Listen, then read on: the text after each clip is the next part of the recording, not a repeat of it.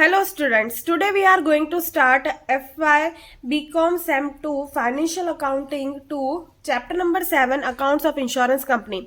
ये चैप्टर मेरे point of view से बहुत इंपॉर्टेंट है क्योंकि ये चैप्टर में से 14 to 15 मार्क्स का एक सम आता है और इतने हार्ड सम्स भी नहीं होते, बहुत इजी से है। सिर्फ सिंपल सा फॉर्मेट तुमको लर्न करना है, उसके बेसिस पे सारे सम करने हैं तो तुम्हारे इजीली टैली हो जाएंगे।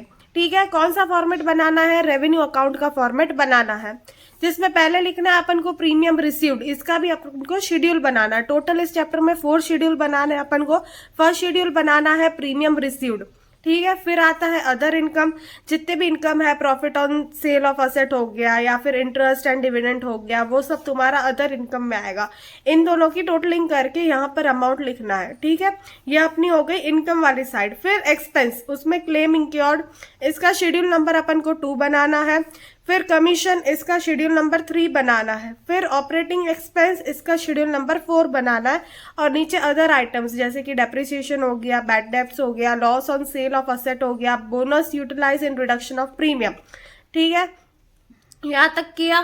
फिर एक्सपेंस सारे जितने भी है उसका टोटल करेंगे। फिर इनकम में से एक्सपेंस को माइनस करेंगे तो अपन को क्या मिलेगा? प्रॉफिट, ठीक है। 4 शेड्यूल बनाने हैं, प्रीमियम रिसीव्ड, क्लेम इंक्योर्ड, कमीशन और ऑपरेटिंग एक्सपेंस। बस यही 4 शेड्यूल बनेंगे और दूसरे जितने भी आइटम्स है उसको एज इट इज अपन पुट करेंगे। इनकम में से एक्सपेंस को माइनस करेंगे तो अपना प्रॉफिट आ जाएगा। ये हो गया अपना रेवेन्यू अकाउंट। बस अपन को इतना ही ध्यान में रखना है। अभी मैं डिस्कस करा रही हूँ first 27th sum according to new text book, और ओल्ड टेक्स्ट बुक में लेटेस्ट का 2 है, ठीक है। मेरे पास ओल्ड टेक्स्ट बुक है तो मैं लेटेस्ट का 2 सम करवा रही हूँ। आपके हिसाब से देख लेना आपकी टेक्स्ट बुक में कौन से नंबर का सम है। From the following particular of Bharat insurance company limited, अपन को डेटा किसका दिया हुआ है? भरत इंश्योरेंस कंपनी लिमिटेड का। फिर इसमें से तुमको बनाना है रेवेन्यू अकाउंट। कौन से साल के लिए? 31/12/2010 के लिए। तुमको क्या क्या चीजें दी हुई है वो देख लो। रिस्क दिया हुआ है, रिजर्व फॉर अनएक्सपायर्ड रिस्क 2009 का भी दिया है, और लायबिलिटी फॉर आउटस्टैंडिंग क्लेम 2009 और 2010 इन दोनों का दिया है। क्लेम पेड, लॉस हुआ है मोटर में वो डेप्रिसिएशन, री इंश्योरेंस रिकवरी, प्रीमियम मिला है, री इंश्योरेंस प्रीमियम गिवन, प्रीमियम दिया है वो भी है। Commission on direct business, commission on reinsurance accepted, फिर सीडेड वाला, इंटरेस्ट एंड डिविडेंड और income tax deducted thereon. ये सारा डेटा अपन को दिया हुआ है। फिर मैनेजमेंट एक्सपेंस, 3 एक्सपेंस दिए अपन को। मैनेजमेंट का expense, profit on sale of investment, फिर लीगल एक्सपेंस, ये 3। अदर इन्फॉर्मेशन में क्या दिया है? Provided for unexpired risk as per code of conduct and additional reserve for unexpired risk at 20% of net premium income. मतलब unexpired risk जो तुमको code of conduct में बोला है उतना तो साइड रखना ही है। As per the code of conduct अपन को 50% रिस्क है वो साइड में रखना पड़ता है, ठीक है। और एडिशनल बोला हुआ है 20% तुमको साइड में रखना है। फिर बोनस कितना यूटिलाइज किया अपन ने? 30,000। तो बोनस के भी 30,000 अपन को रिकॉर्ड करने पड़ेंगे जो अभी तक रिकॉर्ड। अपन को अदर इन्फॉर्मेशन इतनी ही दी हुई है। चलिए अभी सम स्टार्ट करते हैं, ठीक है। मैंने पहले बोला था अपन को रेवेन्यू अकाउंट एक स्टेटमेंट बनाना पड़ता है जिसमें premium received, other income, commission, claim, operating expense और अदर आइटम्स होते हैं, ठीक है। इनको प्लस माइनस करने से अपन को प्रॉफिट मिलता है, ठीक है। अभी 4 शेड्यूल बनाने होते हैं। सबसे पहले शेड्यूल बनाना पड़ता है प्रीमियम रिसीव्ड का, ठीक है। अभी देख लीजिए शेड्यूल 1 में अपन कौन कौन सी चीजें लिखते हैं। शेड्यूल 1 हमेशा होता है प्रीमियम रिसीव्ड का, जिसमें सबसे पहले प्रीमियम रिसीव्ड लिखते हैं, उसमें से माइनस री इंश्योरेंस प्रीमियम पेड, जिसमें प्लस करेंगे अपन अगर बोनस दिया हुआ हो तो, ठीक है। अभी प्रीमियम रिसीव्ड अपन को कितना दिया हुआ है अपन देखेंगे क्वेश्चन में। प्रीमियम रिसीव्ड अपन को दिया हुआ है 12,60,000, ठीक है। प्रीमियम रिसीव्ड है 12,60,000, तो अपन इधर लिख देंगे 12,60,000, ठीक है। फिर माइनस री इंश्योरेंस प्रीमियम पेड। री इंश्योरेंस प्रीमियम पेड अपन को दिया हुआ है, गिवन बोलो या पेड बोलो सेम ही होता है। कितना है? 1,30,000, तो इधर अपन लिखेंगे 1,30,000। फिर है बोनस। बोनस का अपन को पीछे पॉइंट दिया हुआ था एक, ठीक है। Bonus utilise in reduction of the premium of 30,000 is not recorded in books of account. 30,000 का अपन ने रिकॉर्ड नहीं किया था तो इधर रिकॉर्ड कर देंगे 30,000। चलो अभी कैलकुलेशन करते हैं। 12,60,000 उसमें से री इंश्योरेंस जो पेड किया है अपन ने उसको क्या करना है माइनस, तो माइनस 1,30,000, फिर प्लस अपन को करना है बोनस, तो प्लस 30,000, कितना आया 11,60,000। ये आ गया अपना नेट प्रीमियम। ठीक है, अभी रिजर्व फॉर अनएक्सपायर्ड रिस्क तुमने देखा हो तो अपन को फर्स्ट पॉइंट क्या दिया हुआ था क्वेश्चन में, अदर इंफॉर्मेशन का, provided for unexpired risk as per code of conduct, मतलब कोड ऑफ कंडक्ट के अनुसार तुमको अनएक्सपायर्ड रिस्क करना है। अभी कोड ऑफ कंडक्ट में अपन को क्या बोला है कि 50% अपन को रिस्क साइड में लेना पड़ता है। ठीक है, अब 50% किसका, जो अपना नेट प्रीमियम है उसका, तो 116 और 40 मतलब 11,60,000 का अपन क्या करेंगे 50%। तो कितना आ जाएगा 5,80,000। 5,80,000। अभी एडिशनल अपन को कितना बोला है 20%। क्वेश्चन में ही फर्स्ट पॉइंट में अपन को बोला है कि एडिशनल 20% अपन को निकालना है, तो 11,60,000 का अपन करेंगे 20%, तो कितना आ जाएगा 2,32,000। अभी दोनों का अपन कर देंगे टोटल, तो आ गया 2,90,000। डन यहाँ तक।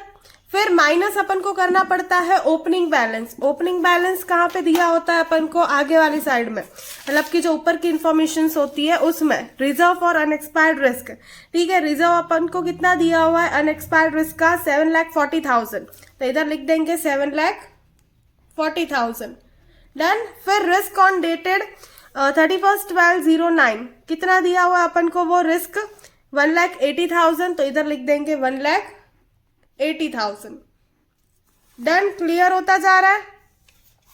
अभी अपन क्या करेंगे, इन दोनों का माइनस कर देंगे। चलिए अब आगे, बाय मिस्टेक मैंने इसका 50% 58,000 हो गया था, बट 5,80,000 आएगा, तो इसको करेक्ट कर देना। फिर इन दोनों को प्लस करेंगे तो 8,12,000 अपना टोटल आएगा। फिर अपन को इसमें से लेस करना है इन दोनों को, तो 8,12,000 में से लेस करना है 7,40,000 माइनस 1,80,000, तो अपना माइनस का बचेगा 1,08,000, तो अपन इधर लिखेंगे माइनस का 1,08,000। अभी इसमें रूल है कि अगर तुम्हारी अंदर की साइड माइनस में बचता है अमाउंट, तो तुमको बाहर की साइड प्लस में लिखना है। ठीक है, अगर इधर प्लस का बचता है तो इधर माइनस का लिखना है, ऑपोजिट। ठीक है, यहाँ पे अपना प्लस का आया। अब इधर है 11,60,000, तो 11,60,000 प्लस 1,08,000 कितना आया 12,68,000। ये हो गया अपना शेड्यूल 1 क्लियर। ठीक है, शेड्यूल 1 में अपन को क्या करना होता है, पहले प्रीमियम जितना भी रिसीव किया है वो उसमें से गिवन होता है उसको माइनस करते, अगर बोनस अपन को क्वेश्चन में दिया हुआ है तो प्लस करते। ठीक है, फिर जितना भी अपना आता है टोटल उसमें से अपन क्या करते हैं 50%। अगर क्वेश्चन में नहीं दिया है तो 50% ही लेना है, अगर क्वेश्चन में कुछ दिया है 100% या कुछ भी तो उतना लेना है। ठीक है, अपन को क्वेश्चन में बोला है as per code of conduct, तो अपन को इधर 50% लेना पड़ेगा। फिर क्वेश्चन में बोला एडिशनल 20% लेंगे, तो अपना जो टोटल था उसका 20% अपन करेंगे। फिर इन दोनों का टोटल कर दिया अपन ने, फिर उसमें से अपन को माइनस करना है जो अपन को टेबल में ऊपर दिया होता है उसमें।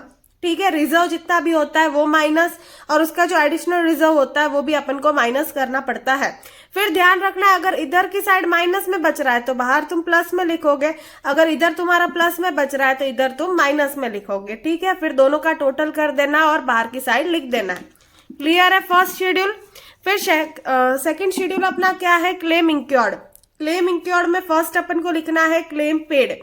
ठीक है, अब क्वेश्चन में देखेंगे क्लेम पेड अपना कितना है 5,70,000, तो उतना लिख देंगे अपन 5,70,000। डन। फिर claim paid for previous year, previous year के लिए अपन ने कितना क्लेम पे किया है वो देखेंगे अपन। प्रीवियस ईयर का इधर लिखा है लायबिलिटी फॉर आउटस्टैंडिंग क्लेम 31/12/2009। ठीक है, इधर अपन को 2010 दिया है तो प्रीवियस ईयर अपना 2009 होगा। कितना दिया हुआ है 80,000। प्रीवियस ईयर के सारे अपन को माइनस करने हैं और करंट ईयर का अपन को प्लस करना है। देखो लिखा है plus outstanding claim of current year, current year का अपन को इधर दिया हुआ है 1,10,000। क्लियर है यहाँ तक। फिर प्लस करना होता है अपन को लीगल एक्सपेंस। लीगल एक्सपेंस अपन को पीछे की साइड दी हुई है, कितना दिया है 10,000, तो अपन इधर लिख देंगे 10,000।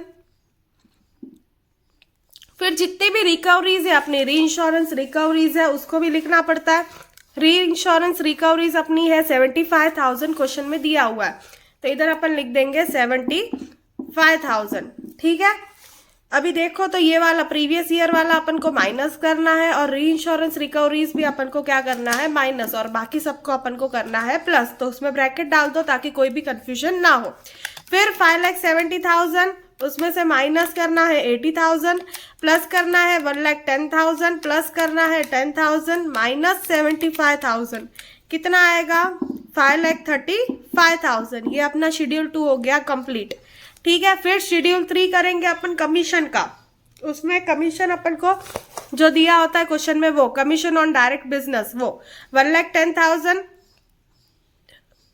ठीक है, फिर commission on reinsurance accepted, accepted वाले को अपन को क्या करना है प्लस, और सीडेड मतलब कि रिजेक्ट हो गया है उसको करना है माइनस। अभी एक्सेप्टेड है 15,000, फिर सीडेड वाला, सीडेड अपन को दिया हुआ है 15,000, वो भी 15,000 है। एक 15,000 को प्लस करना है और दूसरा 15,000 माइनस करना है। ठीक है, तो कितना आ जाएगा, वही 1,10,000। क्लियर होता जा रहा है।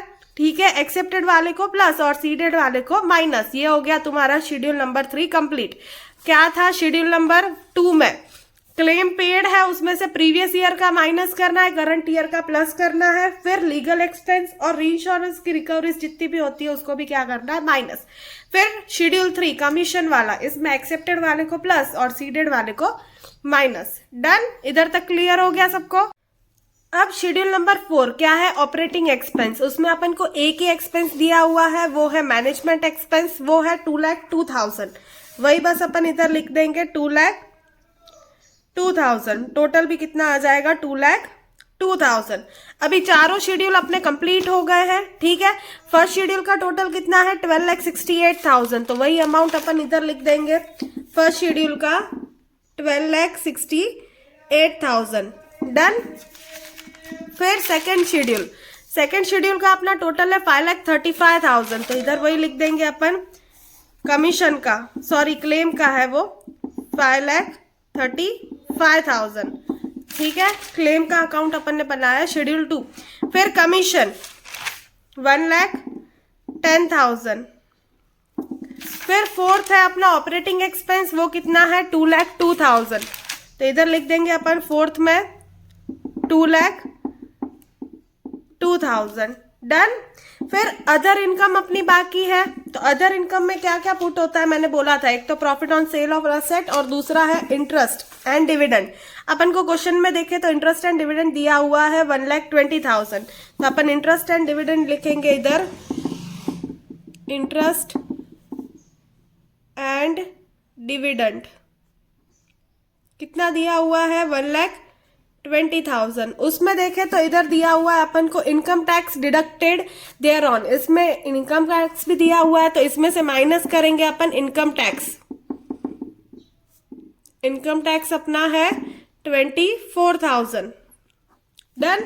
1,20,000 उसमें से 24,000 माइनस करेंगे, 1,20,000 उसमें से माइनस 24,000, तो 96,000 अमाउंट आया, 96,000, सॉरी 96,000। ठीक है, फिर दूसरा अपन देखेंगे, इधर कुछ भी अपन को दिया हुआ है दूसरा, हाँ पीछे अपन को दिया हुआ है profit on sale of investment. Profit हुआ है अपना 10,000 का, तो वो भी लिख देंगे, प्रॉफिट कितना हुआ है 10,000। इनकम वाली सारी साइड अपनी क्लियर हो गई है, 96,000 प्लस 10,000 प्लस 12,68,000 कितना आ जाएगा 1,374,000।